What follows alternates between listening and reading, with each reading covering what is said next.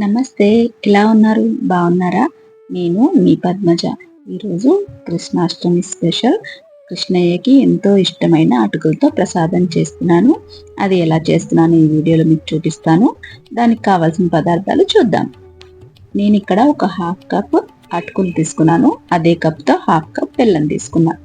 అలాగే కొంచెం పచ్చి కొబ్బరి తురిమి తీసుకున్నాను. అలాగే డ్రై ఫ్రూట్స్ కొన్ని కిస్మిస్, బాదాం, జీడిపప్పు కూడా తీసుకున్నాను. ముందుగా ఒక కప్పులోకి ఈ అటుకులు వేసుకొని శుభ్రంగా 2 సార్లు మంచిగా కడుక్కొని ఆ నీళ్ళంతా వంపేసుకుందాము. ఇలా బాగా పిసుకు కడుక్కుంటే దాంట్లో ఏమన్నా మట్టి ఉంటే వచ్చేస్తుంది అనమాట, అడుగుకి వెళ్ళిపోతుంది. శుభ్రంగా కడిగేసుకొని నీళ్ళన్నీ వంపేసి ఇలా జాలీలో వేసుకొని పక్కన పెట్టుకుందాం. ఇప్పుడు ఒక గిన్నె తీసుకొని అందులో ఆవు నెయ్యి వేసుకుందాం. దేవుడికి పెట్టుకునే ప్రసాదాల్లో ఆవు నెయ్యి వేసుకుంటే మంచిదన్నమాట. అలాగే ఇప్పుడు మనం డ్రై ఫ్రూట్స్ అన్ని చక్కగా వేయించుకొని తీసి పక్కన పెట్టుకుందాం. డ్రై ఫ్రూట్స్ తొందరగానే వేగిపోతాయి. ఇలా కొంచెం వేగగానే తీసి పక్కన పెట్టేసుకుందాం. మీకు ఎప్పుడైనా స్వీట్ తినాలనిపిస్తే ఇలా హెల్తీగా అటుకులతో స్వీట్ చేసుకొని తినండి. ఇప్పుడు ఇదే నెయ్యిలోకి మనం పచ్చి కొబ్బరి తురుము పెట్టుకున్నాం కదా, అది కూడా వేసి కొంచెం వేయించుకుందాం. మరి ఎక్కువ ఎర్రగా వేగాల్సిన అవసరం లేదండి, కొంచెం వేగితే సరిపోతుంది. ఇలా కొబ్బరి కూడా వేయించుకొని తీసి పక్కన పెట్టుకుందాము.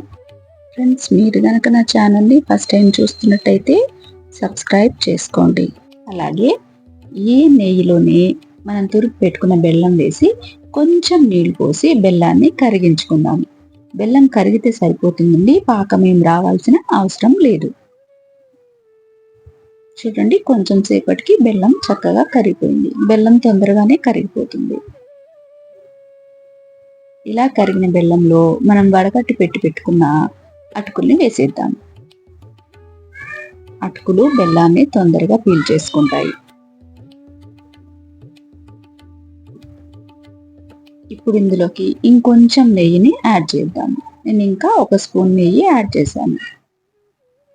ఇలా చూడండి, ఇప్పుడు బెల్లం అంతా పీల్చేసింది కదా అటుకులు. దీంట్లోకి కొంచెం ఇలాచీ పౌడర్, అలాగే కొంచెం పచ్చకర్పూరం వేద్దాం. పచ్చకర్పూరం సువాసన చాలా బాగుంటుంది. అలాగే మనం వేయించి పెట్టుకున్న కొబ్బరి, అలాగే డ్రై ఫ్రూట్స్ కూడా వేసేద్దాం. ఈ స్వీట్ చాలా త్వరగా అయిపోతుంది. పొద్దున్నే ప్రసాదాలు చేయడానికి హడావిడి పడాల్సిన అవసరం లేదండి.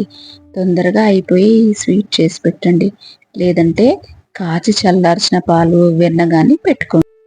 కృష్ణయ్యకి ఇష్టమైన అటుకులతో ప్రసాదం రెడీ అయిపోయిందండి. ఇలా చేసి స్వామివారికి ప్రసాదంగా పెట్టుకోండి. ప్రసాదం పెట్టేటప్పుడు ఒక తులసి దళం వేసి పెట్టండి. ఇక ఈ వీడియో కనుక మీకు నచ్చినట్టయితే లైక్ చేయండి, షేర్ చేయండి, అలాగే కామెంట్ చేయండి. మరిన్ని మంచి రెసిపీస్ కోసం నా ఛానల్ని సబ్స్క్రైబ్ చేసుకోండి. మరో మంచి వీడియోతో మళ్ళీ కలుసుకుందాం. అంతవరకు సెలవు. నమస్తే.